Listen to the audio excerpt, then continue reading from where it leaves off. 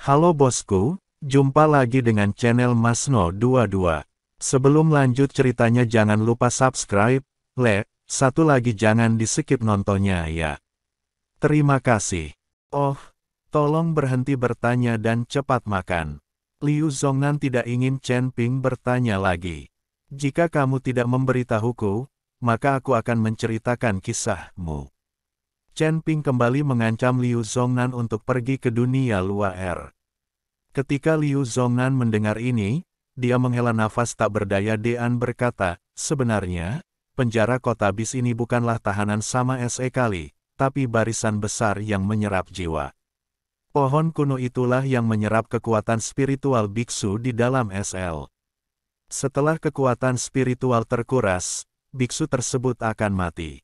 Kekuatan spiritual yang diserap disimpan di pohon-pohon kuno dan kemudian digunakan untuk budidaya oleh orang-orang di rumah tuan kota. Bis City memiliki sumber daya yang relatif sedikit, jadi orang-orang G di istana tuan kota hanya bisa berlatih dengan cara ini. Ini adalah rahasia rumah tuan kota. Jika Tuan Zhang tidak memberitahuku, aku tidak akan mengetahuinya. Kamu tidak boleh berbicara omong kosong. Liu Zongnan memperingatkan Chen Ping, takut Chen Ping akan memberitahunya. Bagaimanapun, ini adalah rahasia tingkat tinggi dari istana penguasa kota. Jika ini menyebar, kota binatang akan berada dalam kekacauan. Ketika Chen Ping mendengar ini, dia segera mengerti mengapa peraturan di kota binatang ini begitu ketat. Jika dia membuat kesalahan sekecil apapun, dia akan dijebloskan ke penjara. Ternyata ada konspirasi di baliknya. Pantas saja Chen Ping merasa seperti akan mati karena kelelahan sate melihat saudara laki-laki Yao Mei.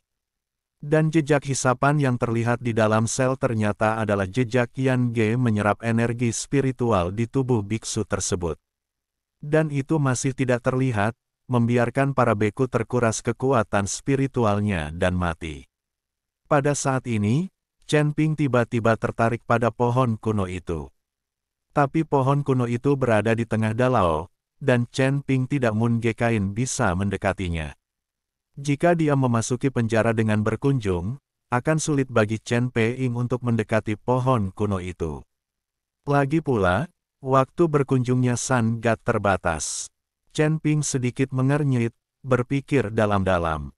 Sekarang, selama dia melanggar aturan kota binatang dan di penjara, Chen Ping akan punya waktu dan kesempatan untuk mendekati pohon kuno itu.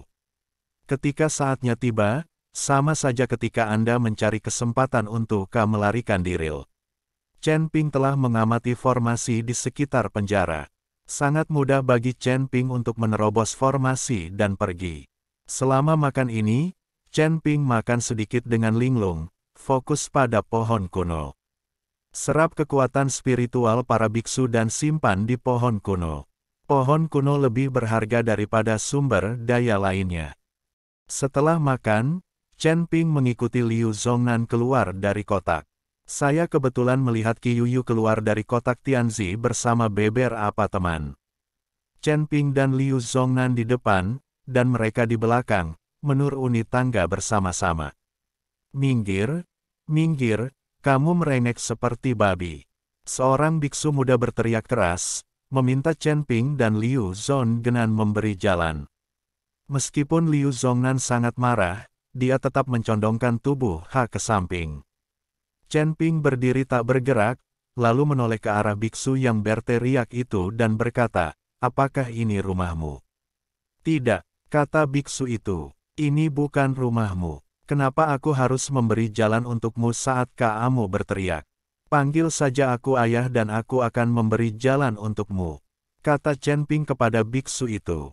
Brengsek, biksu itu merasa cemas dan ingin mengikuti petunjuk Chen Ping. Namun, dia dihentikan oleh Qi Yuyu, jangan tertipu. Dia sengaja memprovokasimu dan memintamu melakukannya. Kamu akan tertipu begitu kamu melakukannya. Ketika biksu itu mendengar ini, dia segera mundur beberapa langkah. Nak, kamu pikir kamu ini siapa? Tidakkah kamu melihat bahwa Liu Zongnan juga menyerah dengan patuh? Sekarang minggir dan panggil aku, Tuan, dengan hormat, dan aku tidak akan memukulmu. Qiuyu memandang Chen Ping dan berkata dengan arogan. Mereka yang mengikuti di belakangnya pasti akan dihukum, tapi tidak apa-apa jika dia melakukannya, jadi Qiuyu berencana melakukannya sendiri. Persetan denganmu. Chen Ping meraih kerah Qiuyu dan membuangnya. Bang! Tubuh Qiuyu jatuh langsung dari lantai atas, menghancurkan meja dan membuat lubang yang dalam di tanah. Jika ini adalah orang biasa, dia mungkin akan mati. Adegan ini mengejutkan semua orang. Adegan itu begitu sunyi hingga Anda bisa mendengar suara tetesan jarum. Banyak biksu yang makan di bawah melihat pemandangan di depan mereka dengan mata terbelalak. Anda harus tahu bahwa kekerasan tidak diperbolehkan di Beast City, tetapi sekarang seseorang benar-benar berkelahi, dan orang yang mereka iawan adalah tuan muda dari keluarga Qiu. Siapa yang berani? Beraninya kamu menjadi begitu sombong. Kamu. Mata Liu Zongnan melebar, mulutnya terbuka, dan dia bahkan tidak bisa berbicara. Dia tidak pernah menyangka Chen Ping akan begitu impulsif. Dia mengambil tindakan segera setelah dia tidak setuju, tanpa ragu-ragu, meninggalkan Qiuyu tanpa waktu untuk bereaksi. Ini Beast City, bukan dunia luar. Liu Zongnan tidak percaya ini benar, tetapi pemandangan di depannya harus membuatnya percaya. Mungkinkah anak sapi yang baru lahir tidak takut dengan harimau? Nak, jika kamu berani memukulku, kamu mencari kematian. Qiuyu bangkit, tubuhnya tidak terluka, tapi wajahnya hilang. Memalukan sekali dilempar ke bawah di depan banyak orang. Wajah Qiuyu memerah dan tubuhnya berlumuran minyak. Dia tampak seperti pengemis dan memelototi Chen Ping dan meraung. Di Beast City, dialah satu-satunya yang bisa mengalahkan orang. Kapan dia pernah dipukuli oleh seseorang? Beberapa teman yang dibawa oleh Qiuyu juga turun untuk mendukung Ge Qiuyu. Lari cepat. Saat tim penegak hukum datang, kamu akan tamat. Liu Zongnan akhirnya bereaksi dan mengingatkan Chen Ping dengan suara rendah. Tapi sebelum Chen Ping bisa bergerak, dia mendengar langkah kaki di luar restoran. Kamu berani mengambil tindakan di kota binatang, kamu terlalu langang. Saat pintu restoran dibuka, seorang biksu yang mengenakan pakaian putih, memancarkan kekuatan spiritual dan memegang pedang bergegas masuk. Di belakangnya ada selusin penjaga dengan tombak. Melihat pemandangan ini, semua orang menjauh. Lagi pula, di Beast City, hanya penjaga rumah tuan kota yang memenuhi syarat untuk memancarkan aura. Jika orang lain menyebarkan auranya dengan santai dan menggunakan indera spiritualnya untuk mendeteksi objek, mereka juga akan ditang. Melihat penjaga datang, Qiuyu menunjuk ke arah Chen Ping dan berkata, "Itu dia memukuli saya." Qiuyu masih ingin melakukannya sendiri dan memukuli Chen Ping, tapi sekarang penjaga sudah ada di sini, tidak perlu melakukannya sendiri. Tuan Qiu, biksu berpakaian putih itu sedikit terkejut saat melihat Qiuyu. Dia tidak percaya seseorang berani menyerang keluarga Qiu di Beast City. Jika dua biksu muda yang marah dan mulai berkelahi karena sesuatu, itu tidak masalah. Tapi untuk menyerang keluarga Qiu di Beast City, apakah ini berarti mereka hidup terlalu lama? Ini terlalu melanggar hukum. Nak, jika kamu berani mengambil tindakan di Beast City, kamu akan ditangkap tanpa ampun. Biksu berbaju putih mengarahkan pedangnya ke arah Chen Ping dan berkata, "Aku akan pergi bersamamu." Chen Ping tidak mengatakan apapun. Liu Zongnan di samping melihat Chen Ping begitu santai dan setuju untuk mengikutinya. Jika dia dijebloskan ke penjara, dia akan mati. Tunggu sebentar, meskipun dia mengambil tindakan, dia tidak mengeluarkan kekuatan spiritual. Dia hanya mengandalkan kekuatan fisik. Dan Tuan Qiu tidak terluka, dia hanya terjatuh. Kami bersedia membayar, tapi bisakah kami tidak menangkapnya? Liu Zongnan berkata kepada biksu berbaju putih. Biksu berbaju putih itu melirik ke arah Qiuyu, menanyakan pendapat Qiuyu. Jika pihak lain benar-benar menawarkan harga tinggi, Qiuyu tidak perlu masuk penjara jika dia mau memaafkannya. Saya tidak kekurangan uang, jadi saya harus memenjarakannya dan menderita. Kata Qiuyu dengan ekspresi marah. Tuan Qiu, Liu Zongnan ingin mengatakan sesuatu yang lain, tetapi Qiuyu melambaikan tangannya dan berkata, kamu berbicara omong kosong, saya akan menangkapmu juga. Ketika Liu Zongnan melihat ini, dia tidak berani berbicara mewakili Che Henping lagi. Ikutlah dengan kami. Setelah biksu berbaju putih selesai berbicara, dia membawa Chen Pin Ge dan pergi. Qiuyu mencibir dengan bangga dan meninggalkan restoran dengan beberapa pengikut. Liu Zongnan sedikit khawatir dan mengikuti Chen Ping, berencana menyuap biksu berbaju putih setelah Qiuyu pergi. Rekan Daois Liu, pergilah ke penginapan dan beritahu Yao Mei untuk tidak berlarian di dalam penginapan. Saya akan keluar dalam beberapa hari. Chen Ping berkata pada Liu Zongnan. Biksu berbaju putih tidak bisa menahan tawa setelah mendengar kata-kata Chen Ping. Dia belum pernah melihat seseorang yang dipenjara dan dibebaskan dalam beberapa hari. Kecuali jika orang tersebut dihisap dan disetubuhi di dalam, dan ketika orang tersebut akan mati, jika keluarga bersedia membayar harga yang mahal, orang tersebut dapat ditebus. Biksu yang baru saja dipenjara adalah yang paling berharga, bagaimana dia bisa dibebaskan? Biarkan aku memikirkan cara untukmu. Bertahanlah di penjara dan jangan bicara omong kosong. Aku akan mencari Tuan Zhang dan memikirkan cara. Dia pasti punya cara untuk menyelamatkanmu. Liu Zongnan memperingatkan Chen Ping. Dia tidak takut Chen Ping akan masuk penjara, dia takut Chen Ping akan menceritakan beberapa hal. Jika berita itu sampai ke istana Tuan Kota, mereka akan hancur. Kamu tidak perlu memikirkan cara untuk menyelamatkanku. Lakukan saja apa yang aku perintahkan. Chen Ping berkata pada Liu Zongnan.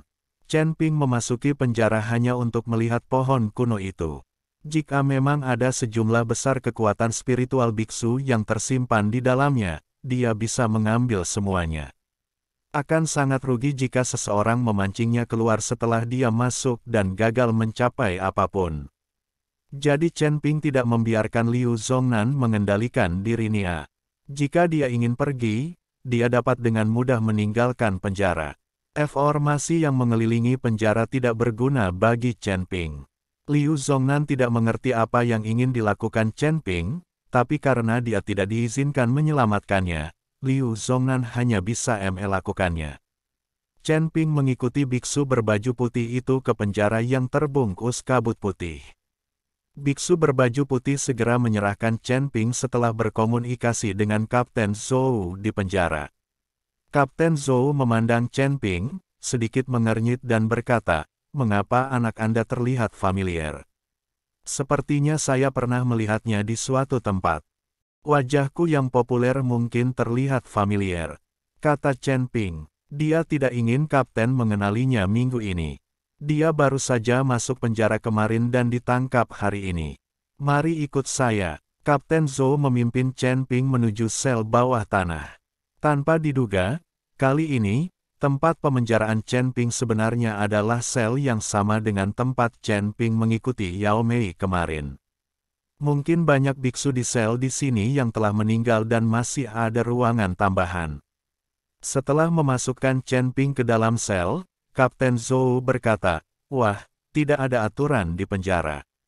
Selama kamu tidak melarikan diri, kamu dapat melakukan apapun yang kamu inginkan. Jangan berpikir untuk berlatih di sini. Tidak ada energi spiritual sama sekali. Istirahatlah yang nyenyak di dalam sel. Seseorang akan membawakanmu 3 kali makan. Jika kamu tidak memiliki energi spiritual, kamu tidak akan mati kelaparan. Akan ada waktu tertentu bagimu untuk keluar dan mencari udara segar. Kamu tidak perlu melakukan apapun. Di sini lebih nyaman daripada di luar. Jika Chen Ping tidak mengetahui tujuan penjara ini, dia akan berpikir bahwa perawatan di sel ini sangat baik. Dimengerti, Chen Ping mengangguk. Setelah kapten pergi minggu itu, saudari tetangga angkat bicara, Rek An Tao, mengapa Anda ditangkap? Mengapa suara Anda terasa familiar bagi saya? Karena ada tembok, Saudara laki-laki Yao Mei dapat mendengar suara Chen Ping, tetapi tidak dapat melihat Chen Ping.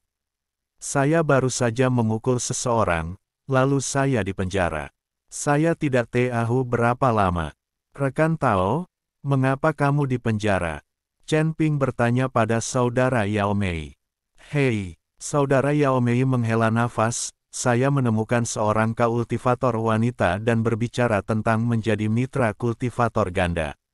Kami pernah berlatih kultivasi ganda bersama, tetapi dia meminta saya 100 koin spiritual emas ungu. Bagaimana saya bisa memiliki begitu banyak uang? Dia menggugat saya karena memperkosanya, dan kemudian dia ditanlap. Sungguh sial,